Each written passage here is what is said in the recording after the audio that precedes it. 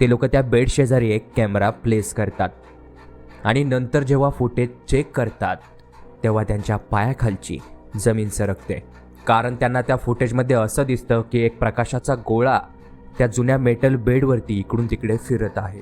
अगदी सेम तसाच गोळा जो कडकडडुमा कोर्टमध्ये फिरत होता. तुम्ही जर का माझा तो व्हिडिओ पाहिला नसेल तर लिंक डिस्क्रिप्शनमध्ये आहे, तो व्हिडिओ तुम्ही नंतर चेकआउट करू शकता.